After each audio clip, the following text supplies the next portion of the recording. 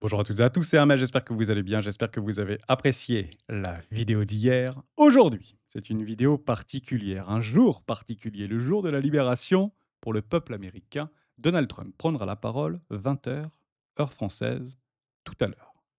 J'ai eu beaucoup de commentaires. Bon, pas beaucoup de commentaires, quelques commentaires et je les comprends parfaitement. Tantôt ça monte, tantôt ça baisse, tantôt vignette, tantôt pas vignette, c'est vert, c'est rouge, c'est bleu, c'est violet.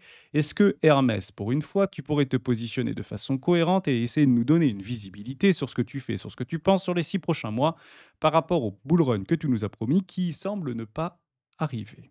Je rappelle le narratif, ce qu'on joue. Le monde achète Bitcoin pendant que les gueux vendent à perte. La crypto, c'est la liberté du peuple, c'est la souveraineté du peuple. C'est ça le narratif actuellement qu'on joue, une idée du tout décentralisé qui révolutionnera les technologies de demain.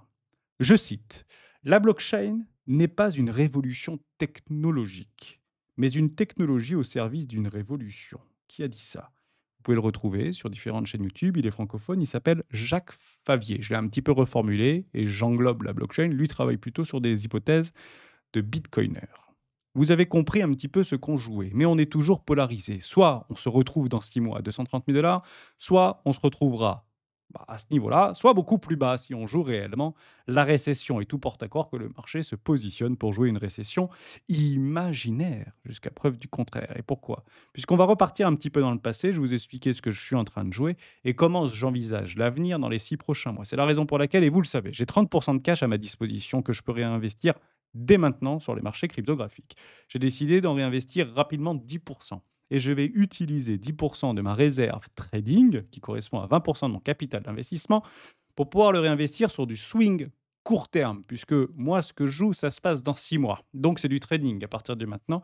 Et j'ai tout à fait le droit, dans ma stratégie, d'allouer dans du swing trading des capitaux qui ont été alloués en ce sens. Je vais vous expliquer tout ça dans cette vidéo. Comment je rentre, pourquoi je rentre, où je sors, comment je sécurise, si ça se passe mal, qu'est-ce que je fais, qu'est-ce que je ne fais pas, comment je le vois, pourquoi je le crois. On en parle maintenant.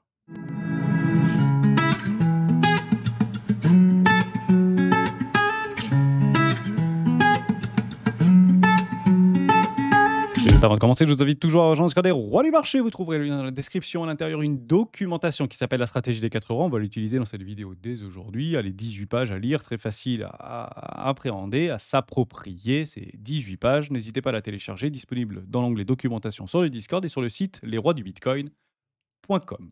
On est polarisé, comme nous l'avions été ici, comme nous l'avions été ici, comme nous l'avions été ici, comme nous l'avions été ici, comme nous l'avions été ici, comme nous l'avions été ici, comme nous l'avions... On va pas faire ça sur Bitcoin, on peut le faire sur tous les assets si vous voulez, on est tout le temps polarisé. Il y a deux camps qui s'affrontent actuellement et qui n'étaient pas forcément unidirectionnels il y a encore 2 mois en arrière. Mais il semblerait que le marché arrive à nous faire jouer de nos propres émotions pour nous faire douter sur une direction de prix qui est profondément haussière. J'insiste, je persiste et je signe, ce marché est foutrement bullish. Donc si vous ne jouez pas la hausse, vous êtes contre tendance. Je vous souhaite donc bonne chance. Maintenant, si vous avez raison, vous ferez partie d'une minorité, jusqu'à preuve du contraire, malgré le fait que le consensus actuellement des économistes et des analystes financiers, que ce soit sur les marchés cryptographiques ou plutôt traditionnels, sont un tout petit peu en ébullition. On n'est pas si consensuel que ça, jusqu'à preuve du contraire. Moi, je joue ceci. Voilà, on se retrouve ici, très exactement. Dans 7 mois, 6-7 mois, on sera à 230 000 dollars et je me casse à ce moment-là. Mais je peux me tromper. Donc, on peut très bien se retrouver soit au même niveau, soit plus près des 25-30 000 dollars. Et effectivement, ça va faire mal, on va pleurer et on aura probablement la possibilité de sortir, si le marché nous donne la possibilité de sortir, bien plus rapidement qu'on le pense. Le jour de la libération, je vous laisserai tout simplement regarder le site que vous préférez, puisqu'ils disent très exactement la même chose. Moi, je vais dire très exactement autre chose. Dans 3 mois, on s'en souviendra, Bitcoin to the moon. Ça, c'est ma psychologie. Je suis câblé sur Bitcoin to the moon, 230 000 dollars depuis maintenant 5 ans. Donc soit vous le suivez, soit vous ne le suivez pas. Ça, c'est votre choix. Maintenant, je vais vous expliquer très exactement, en fonction des différents scénarios qui s'offrent à nous et d'une probabilité qui s'offre à nous, même si la probabilité haussière reste à notre avantage, comment je vais pouvoir manœuvrer autour de ça. Je vais vous montrer des time frames, je vais vous montrer des trendlines, je vais vous montrer des zones qu'on va pouvoir utiliser. La première chose qu'il faut comprendre, je suis actuellement en hebdomadaire, je vous ai tracé une ligne ici des 89 000 $. Si en hebdomadaire, on clôture au-dessus, j'interdis Bitcoin de repasser en dessous. Donc ça va me polariser psychologiquement. Si on arrive à casser, structurer ici un W en hebdomadaire, puisqu'on est bien recherché de façon chirurgicale à 618, on peut très bien continuer à dégrader, je vais vous le montrer un petit peu plus tard dans la vidéo, mais si on vient s'affranchir des 89 000 $ en hebdomadaire, on clôturera donc un W en hebdomadaire, interdit Bitcoin de reclôturer une bougie en dessous des 89 000 $, sinon ça va piquer. Il y a une trendline en rouge que vous voyez, qui a donc bel et bien été franchie ici en hebdomadaire. Donc si on structure un W en hebdomadaire pour aller chercher les 89 000 $, croyez-le ou non, mais moi, ma ceinture, elle est d'ores et déjà attachée, ça va péter en l'air. On passe en daily. Deuxième time frame de référence que j'utilise le plus et que je vous présente le plus sur la chaîne YouTube des rois du Bitcoin. Nous n'avons pas tracé ici cette trendline, nous ne l'avons pas cassée, pardon. On ne l'a pas traversée. Donc, tant qu'on ne l'a pas traversé, on peut aller chercher plus bas, faire de nouveau plus bas. C'est la raison pour laquelle je me suis positionné sur une représentation graphique là où Bitcoin pourrait venir s'échouer, venir grader des stops. 78 000 $, 74 500 $, mon déséquilibre ici au niveau de mon CB 72 380 $, ou encore ici les 70 342 $, et pour finir les 66 300 $. Ça, c'est très exactement la zone que je vais réallouer du capital massivement, ce qui me reste. Je ne suis pas là pour avoir du capital, je ne m'appelle pas Warren Buffett. Moi, je prends des risques qui sont complètement délirants, mais les coefficients multiplicateurs le sont tout autant. Et je n'investirai pas sur Bitcoin, puisque Bitcoin ne m'intéresse pas. Moi, ce qui m'intéresse, c'est le Other. C'est toutes les cryptoactifs qui sont même au-delà du top 10 des crypto-monnaies les plus capitalisées. C'est ce que je joue. Donc, on va les jouer de la façon très équivalente, mais non pas sur Bitcoin. Mais vous allez bien comprendre assez rapidement parce que si on prend à partir de maintenant le cours et qu'on vient chercher moins 20%, bah, nos crypto-pépites préférées vont perdre probablement un petit peu plus. Eh oui. Donc, on va pouvoir le scénariser. Vous allez voir que nos trainlines sont très exactement similaires. En somme, je vous le résume. Si on fait ça et qu'on casse ici, tout porte à croire qu'on va le faire. Pour information, je vais vous montrer juste après ce que j'utilise moi. J'utilise le RSI en 21 périodes qui me dit qu'on va le faire de façon imminente. Je ne veux pas qu'on retraverse et qu'on revienne chercher des lots. Ça, c'est interdit. Je l'interdis de faire ça. Sinon, ça va vraiment piquer et l'objectif, ce sera de venir s'échouer bien plus bas qu'on ne le pense. Donc derrière, vous avez compris ma théorie. Si on casse, c'est to the moon. On ne reviendra pas en arrière. On ne refera pas ce qu'on avait fait en 2020, août 2024, etc. pour dire on va chercher une zone de rechargement de vente, puis on va partir et puis on va remonter. Non, pour moi, c'est si on fait ça, c'est to the moon. Sinon, ça va piquer. Mais on va pouvoir le jouer, soyez rassurés. Le trendline ici sur le RSI en 21 périodes nous donne le signal. Il nous l'a donné. Il est ici, on a break. Pullback, on travaille, break, divergence haussière. Pour moi, c'est qu'on va chercher une absurdité de surachat. Donc on va très probablement la voir d'ici quelques jours, peut-être fin de semaine, peut-être d'ici 2 semaines. On reparlera peut-être avec Géo du 21 avril. Il aura l'occasion de le partager à l'ensemble de la communauté. Mais grosso modo, le mois d'avril sera très bullish dans ma représentation. Ça, vous pouvez le noter. Maintenant, on peut péter. Comme on l'avait fait où?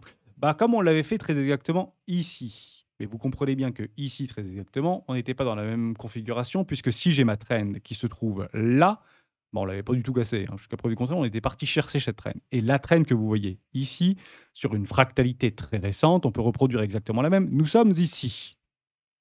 Donc si on fait pareil, on irait chercher une poche de liquidité avec une dégradation massive. On ira donc chercher le premier arrêt qui se trouve très exactement ici, 73 200 $. Donc actuellement, je ne peux pas vous dire ça va to the moon. Je peux tout simplement vous dire que si on doit aller chercher plus bas, il faut le faire rapidement, avant la cassure et le break de cette trendline haussière, puisque si on la break, c'est que le marché a décidé d'aller plus haut. Ça veut dire quoi plus haut? 120 000 $. Aller faire des hold high et aller aux 120 000 $ et on verra ce qui se passe à 120 000 $. Ce sont des objectifs de trend également ici haussière. Je vous ai parlé de Bitcoin, j'ai pas plus de choses à dire à Bitcoin, même si toutes les confluences, et vous les voyez bien. Ici, une trendline haussière, on vient chercher la liquidité, on revient. Ici, trendline plutôt baissière, on vient chercher la liquidité et puis on revient. Ici, on va chercher un déséquilibre de marché, puis on revient. Vous le voyez juste là. Ici, on vient chercher la clôture complète du déséquilibre de marché, notamment en journalier, puis on revient. Et ici, on vient chercher la trendline baissière, c'est mon support. Et après, terminé. Je vous le dis franchement, moi, je suis assez chaud jusqu'aux 66 000 $, 67 000 $. En dessous, je suis plus chaud. Et je vous le dis pourquoi.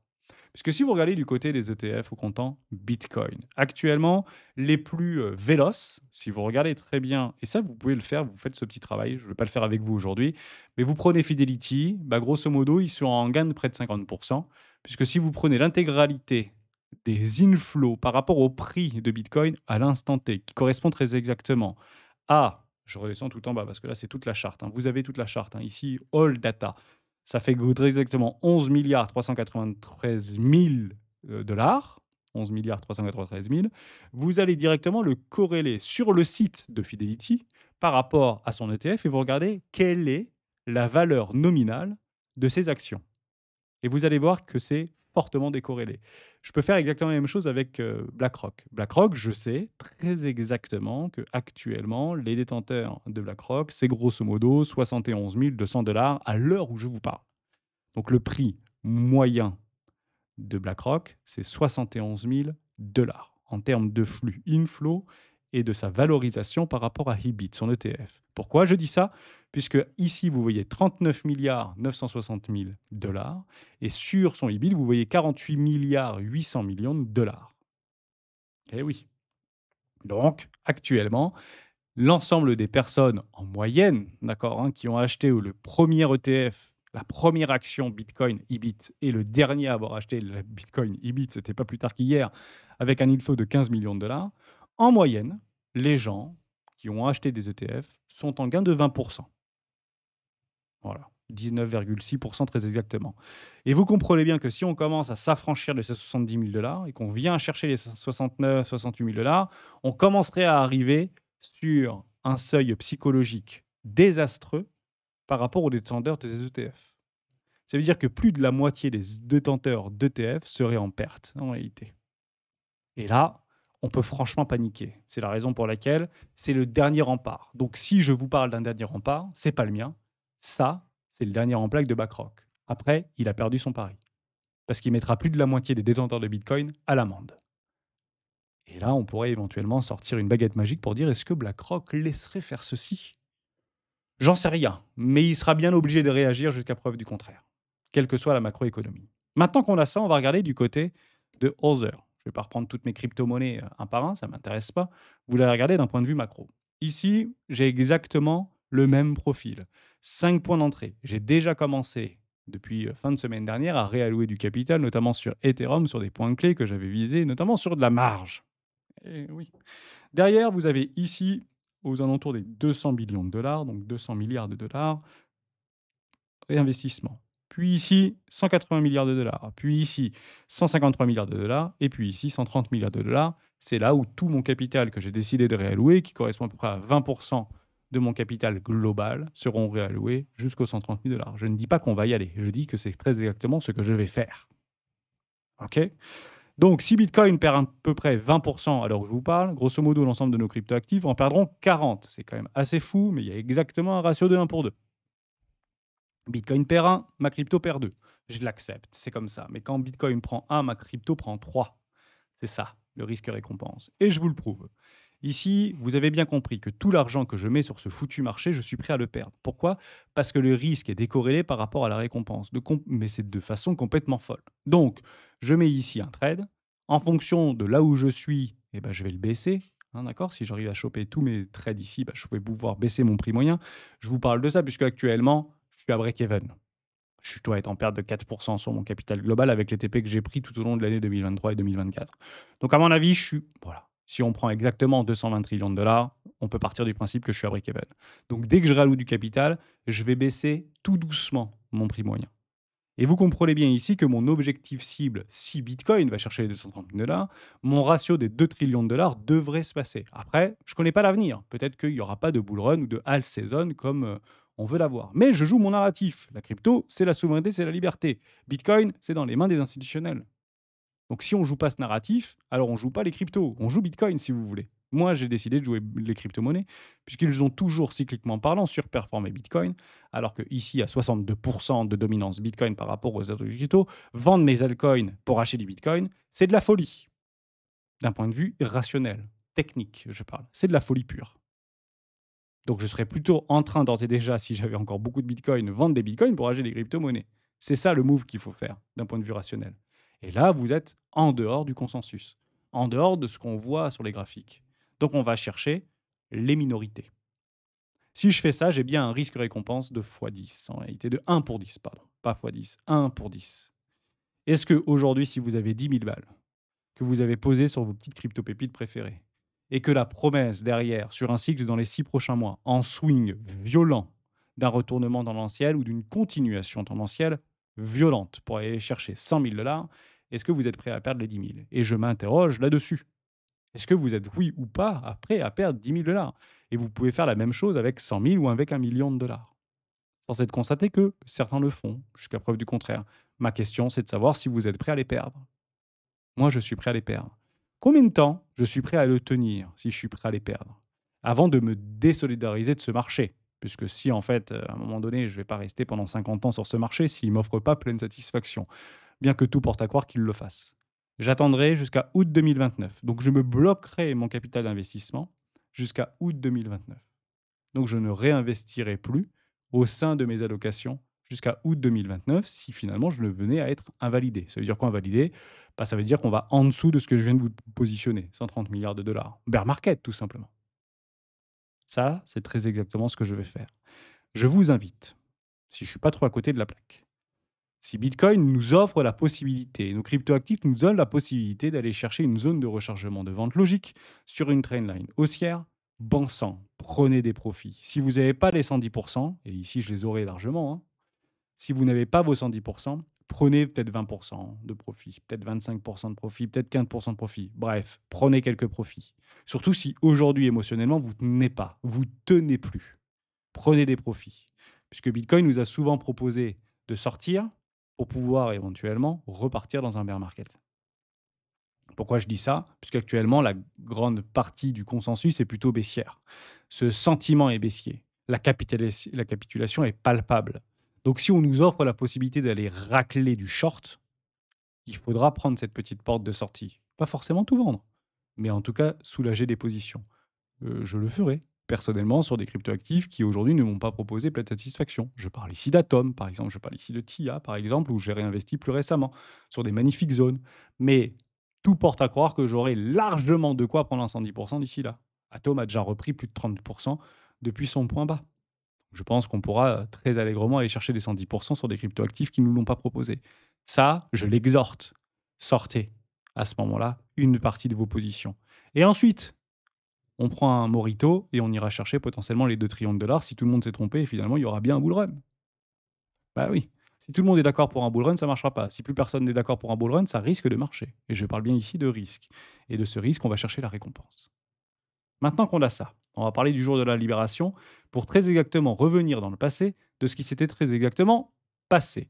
Il avait commencé à dégainer, notamment auprès du Sénat, la possibilité d'avoir des réductions d'impôts. Ils étaient passés de 35% à 21%. Ça avait été signé dès l'été 2018, ici. Dès l'été 2017, pardon, ici, ou fin 2017, décembre 2017, me semble-t-il. Je n'ai pas envie de dire de bêtises, mais je crois que c'était décembre 2017, c'était pas après. Bref, vous avez compris, allègements fiscaux pour les particuliers, taux préférentiel pour rapatrier les profits, croissance du PIB qui était montée jusqu'à 4%, c'est ça qu'on regarde. PIB, bon sang, dégradation, explosion pour l'été 2018. Et il avait commencé à faire sa vendetta dès février 2018, Donald Trump. Donc, si c'est exactement la même chose qu'il est en train de nous proposer et qu'on me fait croire que le Donald Trump du premier mandat n'est pas le deuxième, de celui du second mandat, je pense que c'est de la foutaise. Moi, je pense qu'il fait exactement la même chose, il le fait juste de façon plus forte. Donc, comme il a vu que ça avait marché à 4,2%, lui, ce qu'il aimerait voir, c'est du 6%.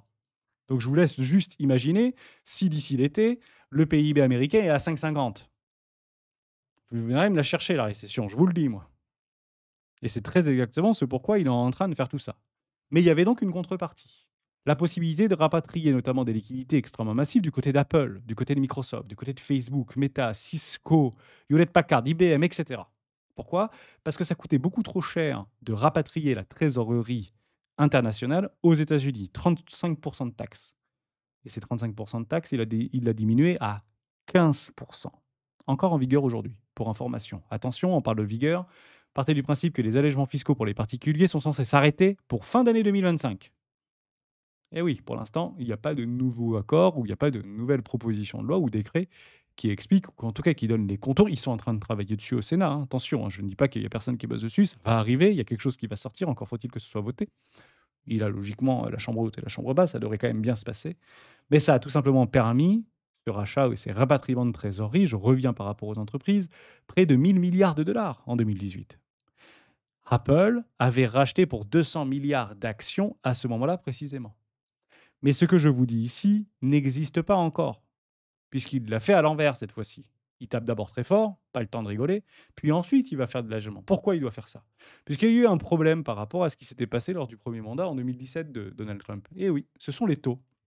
Si on revient très exactement en 2017-2018, on était à moins de 2% de taux, en fait, pendant son premier mandat. Donc c'était beaucoup plus facile de pouvoir financer, avec des taux plus maîtrisés, plus bas si vous voulez, des dépenses fédérales pour pouvoir faire de la réduction fiscale. Là, il ne peut pas le faire, il est bloqué avec des taux à 4%, vous imaginez bien. Donc c'est la raison pour laquelle il commence par cette denier. Nous, ça nous fait grave flipper, mais on pense que ça ne va pas infléchir la courbe des taux. Et je pense que ça n'infléchira pas la courbe des taux. Donc il faudra trouver d'autres leviers de croissance pour pouvoir tenter d'affléchir ou d'assouplir une fiscalité restrictive, parce que toute fiscalité reste restrictive jusqu'à preuve du contraire, auprès du peuple américain. Donc ça, on ne le voit pas. Et le marché ne le voit pas. Donc si vous ne le voyez pas, qu'est-ce que vous praxez? Une récession, et c'est tout à fait naturel. Donc je pense que lors de son discours tout à l'heure, est-ce que je suis le seul à le penser, il va plus parler de ce qu'il va proposer au peuple américain en termes de réduction fiscale et aux entreprises, plutôt que de parler un tant soit peu des tarifs douaniers. On fait un pari. Je pense que Donald Trump va plutôt parler à son électorat pour expliquer qu'il va avoir des réductions d'impôts, des réductions de sécurité sociale, des réductions de taxes de santé, des réductions de machin. Il va plus sortir le mot réduction, baisse, etc., que augmentation des taxes douanières, guerre commerciale, guerre économique. C'est mon pari personnel et je pense que le marché va bien réagir. C'est la raison pour laquelle je vous invite à ne pas coller le VIX actuellement. Actuellement, vous avez du VIX ici et je vois beaucoup de personnes en train de le coller. Je pense que ça va pas. Je pense pas que ça va faire ça en réalité. Vous savez pourquoi ça va pas faire ça? Parce qu'on l'attend tous. Pourquoi on l'attend tous? Parce que c'est exactement ce qui s'était passé lors de la prise de parole de Donald Trump quand il a imposé ses tarifs douaniers, notamment en février 2018. Et oui, on va pas se faire taper au même endroit deux fois. Donc ceux qui collent le VIX, j'y crois pas. Pour moi, le VIX va retourner dans le vert, il ira pas dans le rouge. Voilà. Et ça n'a rien à voir avec les taux ou quoi que ce soit. Deuxième chose qui est important, par rapport à la version de la courbe des taux, ou de façon implicite, c'est le chômage. Et en fait, le chômage, actuellement, bah, il est plutôt haut, jusqu'à preuve du contraire. Vous le prenez ici, il est à 4,1, 4,2. On sait que, et on l'avait parié hein, il y a plus d'un an et demi en arrière, on l'avait bien dit dans une vidéo assez similaire, soit dit en passant, que Jérôme Powell s'intéressait au chômage dès qu'il passait un seuil psychologique des 4,1. Il a passé 4,2, il n'en a pris pas conscience, 4,1, et il a mis un petit peu de temps avant d'en prendre conscience, mais il a parlé lors de cette dernière politique monétaire du chômage. Et le chômage, très exactement en 2018, lorsque Donald Trump avait pris le pouvoir et avait commencé à influencer, notamment par les taxes douaniers, on était très exactement à 4,1. C'est incroyable. Et qu'est-ce qu'il a fait le chômage? Il a baissé. Bah oui, si tout le monde veut créer de l'emploi, si tout le monde veut mettre des entreprises, s'il fait des allégements fiscaux pour celles et ceux qui souhaitent moderniser leur industrie, ça va relancer le PME et puis derrière, il y aura de l'emploi. Donc, c'est ça qu'on peut attendre. Si on a ça, bah, la Fed ne va pas infléchir ses taux. Comment on va faire pour trouver la possibilité de réallouer du capital pour pouvoir faire acheter des bons du Trésor? On va le soumettre directement aux pays alliés des États-Unis. C'est plus en fait les banques, c'est plus nous qui allons acheter les bons du Trésor américain. Ce sont les pays alliés pour créer de la réciprocité sur les tarifs douaniers. Et c'est là où Milan, en fait, il nous explique qu'il veut mettre en place des bons du Trésor à 100 ans. En fait, vous n'avez pas le choix. C'est soit vous travaillez pas avec moi, soit vous achetez mon papier cul. Parce que c'est clairement ça, hein, un bon du Trésor américain à 100 ans, c'est du papier cul. Hein. Qu'est-ce que vous faites, vous? Vous arrêtez de travailler avec les Américains? Et donc ça met vraiment en péril votre économie? Ou est-ce que vous achetez du PPQ, vous continuez à bosser avec les Américains et on réfléchira après? Bon, partez du principe que la géopolitique, c'est d'abord on agit et après on réfléchit. Les marchés, c'est très exactement le contraire. C'est d'abord on agit, après on réfléchit. Donc si on joue macro, géo et marché financier, il n'y a rien de mieux pour s'enrouler un câble autour du cou. Donc soit vous êtes politique, géopolitique, c'est d'abord on réfléchit, après on agit. Et côté macroéconomie, c'est d'abord on agit et après on réfléchit. Et généralement, si on commence à réfléchir de ce qui est en train de se passer aux États-Unis, d'un point de vue macroéconomique, donc c'est ça mon travail, c'est d'essayer d'aller un tout petit peu plus loin de ce que je suis en train moi d'imaginer ou par rapport au consensus du marché. Si on commence tout simplement à réfléchir, c'est pas baissier ce qu'on est en train de vivre, c'est très haussier en réalité.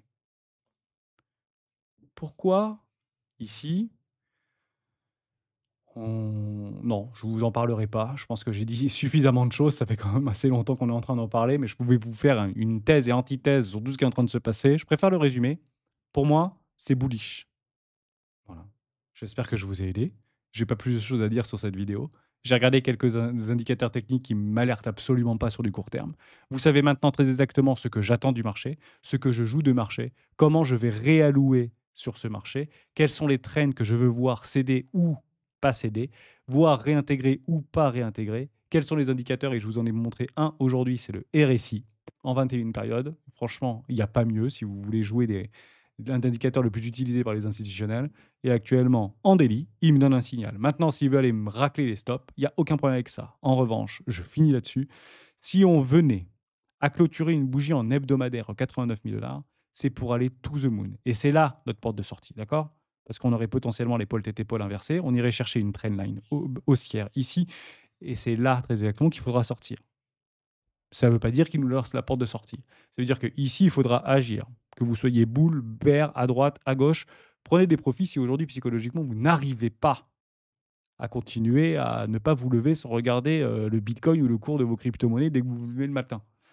Ça, c'est une poche d'oxygène que vous pouvez vous offrir si le marché décidait à y aller. Moi, derrière, je pense qu'elle tient et je pense qu'on explose. La seule chose qu'il faudra juste s'assurer, c'est qu'ici, on crie au Dead Cat Bounce et que ce soit baissier. On se retrouve demain pour une prochaine vidéo de Bitcoin. Et si des gens dans les commentaires vous disent ou nous disent «J'en ai marre que tu dises droite, gauche, 20», première vidéo des rois du Bitcoin, vous avez ma représentation, vous savez exactement ce que je joue pendant les 6 prochains mois. On se retrouve d'ici là. Ciao!